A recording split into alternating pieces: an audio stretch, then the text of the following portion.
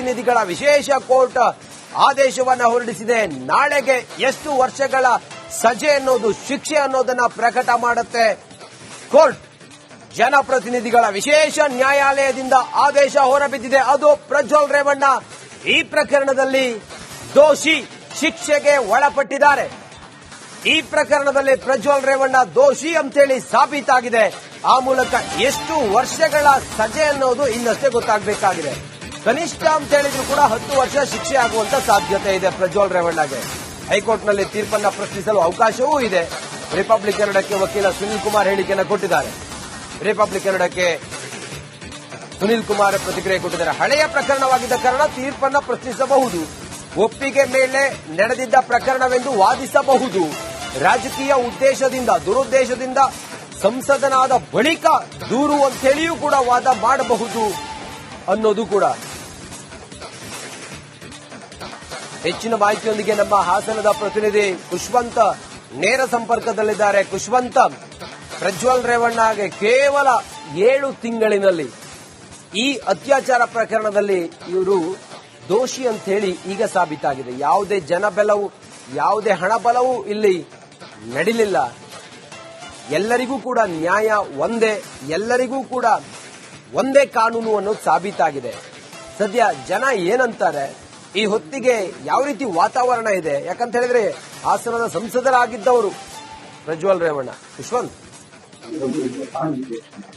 ರಂಜಿತ್, ಈಗಾಗಲೇ ಹಾಸನ ಮಾಜಿ ಸಂಸದ ಪ್ರಜ್ವಲ್ ರೇವಣ್ಣ ಪ್ರಕರಣ ಏನಿತ್ತು, ಅತ್ಯಾಚಾರ ಪ್ರಕರಣ, ಸಾಕಷ್ಟು ರಾಜ್ಯವನ್ನೇ ಗಮನ ಸೆಳೆದಿದ್ದಂತಹ ಪ್ರಕರಣ. ಈಗಷ್ಟೇ ಏನು ಈ ಪ್ರಕರಣ ಸಂಬಂಧ ಈ ಹಿಂದೆ ಏನು ವಕೀಲರಾದ ದೇವರಾಜೇಗೌಡ ಅವರು ಕೂಡ ಈ ಪ್ರಕರಣದ ಬಗ್ಗೆ ಧ್ವನಿ ಎತ್ತಿದ್ರು. ಜೊತೆಗೆ ಪ್ರಕರಣ ದಾಖಲಾಗುವ ಮುಂಚೆಲೆ ಈ ಒಂದು ಪ್ರಕರಣದ ಬಗ್ಗೆ ಸುಳಿವನ್ನ ಕೊಟ್ಟಿದ್ದು ವಕೀಲ ದೇವರಾಜೇಗೌಡ ಅವರು ಕೂಡ ಈಗ ಮಾತನಾಡಿರುವಂತದ್ದು. ಆದ್ರೆ ಕಾನೂನಿನ ಮುಂದೆ ಎಲ್ಲರೂ ಒಂದೇ, ಎಂಥ ಪ್ರಭಾವಿಯಾದ್ರೂ ಒಂದೇ ಅನ್ನುವಂತಹ ಮಾತುಗಳು ಕೂಡ ಈಗಾಗಲೇ ವಕೀಲ ದೇವರಾಜೇಗೌಡ ಹೇಳಿರುವಂತದ್ದು. ಜೊತೆಗೆ ಜನರಿಗೆ ಇದೊಂದು ರಾಜಕಾರಣಿಗಳಿಗೆ ಆಗಿರ್ಬೋದು ಸ್ಪಷ್ಟ ಸಂದೇಶ ಇಲ್ಲಿಂದ ರವಾನೆ ಆಗಿರುವಂತದ್ದು. ಮೇ 31ರಂದು ಪ್ರಜ್ವಲ್ ರೇವಣ್ಣ ಅವರು ಅರೆಸ್ಟ್ ಆಗುವಂತದ್ದು. ಹಾಗೆ 2024 ಏಪ್ರಿಲ್ 29ಕ್ಕೆ ಎಸ್ಐಟಿ ಕೂಡ ರಚನೆ ಆಗುತ್ತೆ. ಎಸ್ಐಟಿ ರಚನೆ ಆದ್ರೂ ಕೂಡ ಪ್ರಜ್ವಲ್ ರೇವಣ್ಣ ವಿದೇಶದಲ್ಲಿ ತಲೆಮರೆಸಿಕೊಂಡು ಅವರನ್ನ ವಾಪಸ್ ಕರೆಸಲಿಕ್ಕೆ ಈಗಾಗಲೇ ಈ ಹಿಂದೆ ಗಮನಿಸ್ತಾ ಹೋದ್ರೆ ಈ ಕೇಸಲ್ಲಿ ಏಪ್ರಿಲ್ ಅಂದ್ರೆ 2024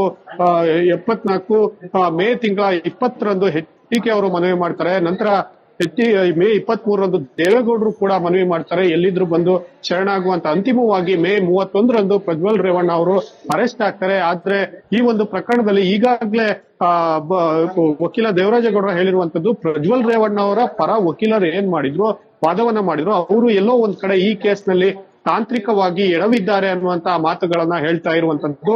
ಆದ್ರೆ ಈ ಒಂದು ಪ್ರಕರಣದಲ್ಲಿ ಸಂತ್ರಸ್ತೆ ಅಂದ್ರೆ ಒಟ್ಟು ಈಗ 4 ಕೇಸ್ನಲ್ಲಿ 1ನೇ ಕೇಸ್ ಅಂದ್ರೆ KR ನಗರ ಮೂಲದ ಸಂತ್ರಸ್ತೆ ಏನಿದ್ರು ಆಕೆ ನೀಡಿರುವಂತಹ ದೂರಿನ ಹಿನ್ನೆಲೆಯಲ್ಲಿ ಈ ಕೇಸ್ನಲ್ಲಿ ದೋಷಿ ಅಂತ ಸಾಬೀತಾಗಿರುವಂತದ್ದು. ಹೀಗಾಗಿ ಎಲ್ಲೋ ಒಂದ್ ಕಡೆ ಈ ಒಂದು ಪ್ರಕರಣದ ಬಗ್ಗೆ ಸಾಕಷ್ಟು ಈಗ ಎಲ್ಲರೂ ಕೂಡ ತಪ್ಪು ಮಾಡಿದವನು ಶಿಕ್ಷೆ ಅನುಭವಿಸಲೇಬೇಕು ಅನ್ನುವಂತ ಮಾತುಗಳು ಕೂಡ ಕೇಳ್ಬರ್ತಾ ಇರೋದು. ಒಟ್ಟಾರೆಯಾಗಿ ಈ ಪ್ರಕರಣವನ್ನ ಗಮನಿಸ್ತಾ ಹೋದ್ರೆ ಸದ್ಯಕ್ಕೆ ಈಗಷ್ಟೇ ಶಿಕ್ಷೆಯ ಪ್ರಮಾಣ ಎಷ್ಟು ಅನ್ನುವಂತ ಸಹಜ ಕುತೂಹಲ ಎಲ್ಲರಲ್ಲೂ ಮೂಡಿರುವಂತದ್ದು. ಹಾಗಾಗಿ ಒಟ್ಟಾರೆಯಾಗಿ ಹಾಸನದ ಮಾಜಿ ಸಂಸದ ಪ್ರಜ್ವಲ್ ರೇವಣ್ಣ ಅವರ ಒಂದು ಕೇಸ್ ಏನಿತ್ತು ಸಾಕಷ್ಟು ಕುತೂಹಲ ಮೂಡಿಸಿದ್ದು. ಇದು ಒಂದು ತಾರ್ಕಿಕವಾಗಿ ಮತ್ತು ಅದರಲ್ಲೂ ತ್ವರಿತವಾಗಿ ಈ ಕೇಸ್ ಒಂದು ತಾರ್ಕಿಕ ಒಂದು ಅಂತ್ಯಕ್ಕೆ ಬರ್ತಾ ಇರುವಂತದ್ದು. ಸಾಕಷ್ಟು ಈಗ ವಕೀಲರು ಹೇಳುವ ಪ್ರಕಾರ ನ್ಯಾಯಾಲಯಕ್ಕೆ ಧನ್ಯವಾದವನ್ನ ಹೇಳಿದ್ದಾರೆ. ಒಟ್ಟಾರೆಯಾಗಿ ಈ ಕೇಸ್ ಬಗ್ಗೆ ಮುಂದೆ ಶಿಕ್ಷೆಯ ಪ್ರಮಾಣ ಎಷ್ಟು ಅನ್ನುವಂಥದ್ದು ಈಗ ಕುತೂಹಲಕ್ಕೆ ಕಾರಣ ಆಗಿರುವಂತದ್ದು. ರಂಜಿತ್,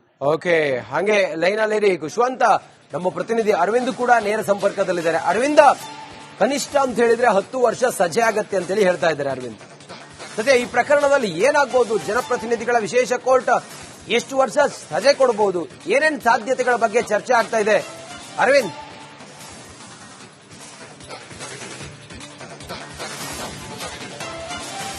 ಬಹುಶಃ ಸಂಪರ್ಕ ಸಾಧ್ಯ ಆಗಿಲ್ಲ, ಮತ್ತೆ ಸಂಪರ್ಕಿಸುವ ಪ್ರಯತ್ನವನ್ನ ಮಾಡೋಣ. ಅತಿ ವೇಗದಲ್ಲಿ ಕೇವಲ 7 ತಿಂಗಳಿನಲ್ಲೇ ಪ್ರಜ್ವಲ್ ರೇವಣ್ಣ ದೋಷಿ ಅಂತೇಳಿ ಸಾಬೀತಾಗಿದೆ. ನ್ಯಾಯಾಲಯಕ್ಕೆ ಸಂತ್ರಸ್ತೆ ಪರವಾದ ವಕೀಲರು ಕೊಟ್ಟಂತ ಕೆಲವು ಸಾಕ್ಷಿ ಆಧಾರಗಳಿತ್ತಲ್ಲ, ಅದೆಲ್ಲವೂ ಕೂಡ ಪ್ರಜ್ವಲ್ ರೇವಣ್ಣ ಅತ್ಯಾಚಾರ ಎಸಗಿದ್ದಾರೆ ಅನ್ನೋದನ್ನ ಸಾರಿ ಹೇಳೋ ತರ ಇತ್ತು. ಈ ನಿಟ್ಟಿನಲ್ಲಿ ಈಗ ಪ್ರಜ್ವಲ್ ರೇವಣ್ಣ ದೋಷಿ ಅಂತೇಳಿ ಸಾಬೀತಾಗಿದೆ. ಶಿಕ್ಷೆ ಪ್ರಮಾಣ ಪ್ರಕಟ ಆಗಬೇಕಾಗಿದೆ. ನಮ್ಮ ಪ್ರತಿನಿಧಿ ಅರವಿಂದ್ ಅಗೈನ್ ಲೈವ್ ನಲ್ಲಿ ಕನೆಕ್ಟ್ ಆಗಿದ್ದಾರೆ. ಅರವಿಂದ್, ಸಾಧ್ಯತೆಗಳೇನು, ಶಿಕ್ಷೆಯ ಪ್ರಮಾಣ ಎಷ್ಟು, ಏನು ಎತ್ತ ಅನ್ನೋದ್ರ ಬಗ್ಗೆ ಈ ಹೊತ್ತಿಗೆ ಏನೇನ್ ಚರ್ಚೆ ಇದೆ? ಪ್ರಜ್ವಲ್ ರೇವಣ್ಣಗೆ ಎಷ್ಟು ವರ್ಷ ಶಿಕ್ಷೆ ಆಗುತ್ತೆ ಅನ್ನೋದ್ರ ಬಗ್ಗೆ ಏನ್ ಮಾಹಿತಿ ಇದೆ ನಿಮ್ಮ ಹತ್ರ ಅರವಿಂದ್?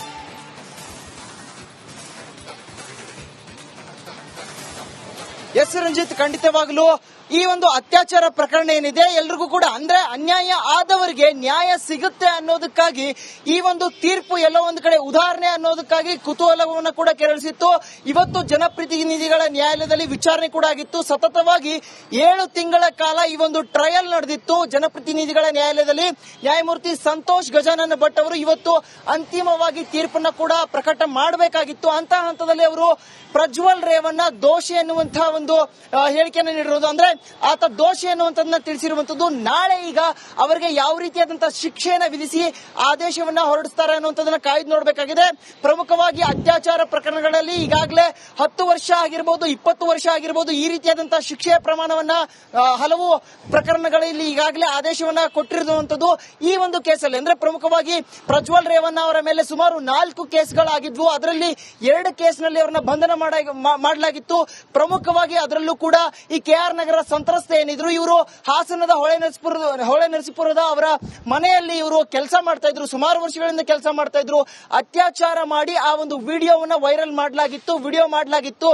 ಈ ಒಂದು ಪ್ರಕರಣ ಸಂಬಂಧ ಹಲವು ಸಾಕ್ಷಿಗಳನ್ನ, ಅದರಲ್ಲೂ ಪ್ರಮುಖವಾಗಿ 23 ಸಾಕ್ಷಿಗಳನ್ನ, ಜೊತೆಗೆ ವಿಡಿಯೋಗಳ FSL ರಿಪೋರ್ಟ್, ಇನ್ನಿತರ ಈ ಸಾಕ್ಷಿಗಳ ವರದಿಯನ್ನ ಸಲ್ಲಿಕೆ ಮಾಡಲಾಗಿತ್ತು. ಇನ್ಸ್ಪೆಕ್ಟರ್ ಶೋಭಾ ಏನಿದ್ದಾರೆ, SIT ಶೋಭಾ ಅವರು ಈ ಒಂದು ಚಾರ್ಜ್ ಶೀಟ್ ನ ಕೋರ್ಟ್ಗೆ ಸಲ್ಲಿಕೆ ಕೂಡ ಮಾಡಲಾಗಿತ್ತು. ಸುಮಾರು 2000 ಪುಟಗಳ ಚಾರ್ಜ್ ಶೀಟ್ ನ ಸಲ್ಲಿಕೆ ಮಾಡಿದ್ರು. ಹಲವು ಸಾಕ್ಷಿಗಳಿಲ್ಲಿದ್ವು. ಕೋರ್ಟ್ ನಲ್ಲಿ ಪ್ರಜ್ವಲ್ ರೇವಣ್ಣ ಅವರು ಕೂಡ ಮಂತ್ರ ಜಪ ಮಾಡ್ತಾ ಇದ್ರು. ಹಲವು ಟ್ರಯಲ್ ಗಳಲ್ಲಿ ಕೂಡ ಅವರು ಇದೇ ರೀತಿಯಾಗಿ ದೇವನಾಮ ಸ್ಮರಣೆಯನ್ನ ಮಾಡ್ತಾ ಇದ್ರು. ಅಂತ ಹಂತದಲ್ಲಿ ಈ ಪ್ರಮುಖವಾಗಿ ಈ ಪ್ರಕರಣ ಏನಿದೆ, ಈ ಪ್ರಕರಣ ಬಹಳಷ್ಟು ತಿರುವನ್ನ ಪಡೆದುಕೊಂಡಿತ್ತು. ಒಂದು ಕಡೆ ಕಿಡ್ನಾಪ್, ಮತ್ತೊಂದು ಕಡೆ ಹಲವು ವಿಡಿಯೋಗಳು ವೈರಲ್ ಆಗಿದ್ವು. ಜೊತೆಗೆ ತಾನು ಎಲ್ಲೋ ಒಂದು ಕಡೆ ನಿರ್ದೋಷಿ ಆಗ್ತೀನಿ ಅನ್ನುವಂತಹ ಒಂದು ಹಂತದಲ್ಲಿ ಅವರಿಗೆ ವಿಶ್ವಾಸ ಇತ್ತು. ಆದ್ರೆ ಈಗ ಅಂದ್ರೆ ಪ್ರಮುಖವಾಗಿ ನಿಷ್ಪಕ್ಷಪಾತವಾಗಿ ಒಂದು ವಿಚಾರಣೆ ಏನ್ ನಡೀತು, ಈಗ ಬಂದಿರುವಂತದ್ದು ಆತ ದೋಷಿ ಎನ್ನುವಂತಹ ತೀರ್ಮಾನ ಬಂದಿರುವಂತದ್ದು. ಸದ್ಯ ಈಗ ಅಂತಿಮವಾಗಿ ಇತ್ತ ಪ್ರಜ್ವಲ್ ರೇವಣ್ಣ ಅವರ ಭವಿಷ್ಯ, ಅವರು ಜೈಲಿಗೆ ಹೋಗೋದಂತೂ ಫಿಕ್ಸ್. ಆದ್ರೆ ಎಷ್ಟು ವರ್ಷಗಳಿಗೆ ಅವರಿಗೆ ಶಿಕ್ಷೆಯನ್ನ ವಿಧಿಸಿ ಕೋರ್ಟ್ ಆದೇಶ ಮಾಡುತ್ತೆ ಅನ್ನುವಂಥದ್ದನ್ನ ಕಾಯ್ದು ನೋಡಬೇಕಾಗಿದೆ. ನಾಳೆ ಇದೇ ರೀತಿಯಾಗಿ ವಿಚಾರಣೆ ನಡೆದು ಅಂದ್ರೆ ಅಂತಿಮವಾಗಿ ಈ ಒಂದು ಆದೇಶ ಪ್ರಕಟ ಮಾಡುವುದು ಅಷ್ಟೇ ಬಾಕಿ ಇರುವಂತದ್ದು. ಸುಮಾರು 7 ತಿಂಗಳ ಕಾಲ ಈ ಒಂದು ಟ್ರಯಲ್ ನಡೆಯುತ್ತೆ. ಆತ ಜರ್ಮನಿಗೂ ಕೂಡ ಹೋಗಿರುವಂತದ್ದು. ಅದಾದ ಬಳಿಕ ಅವ್ರನ್ನ ಏರ್ಪೋರ್ಟ್ ನಲ್ಲಿ ಬಂಧನ ಮಾಡಲಾಗುತ್ತೆ. ಸುದೀರ್ಘವಾಗಿ ವಿಚಾರಣೆ ಮಾಡ್ತಾರೆ. FSL report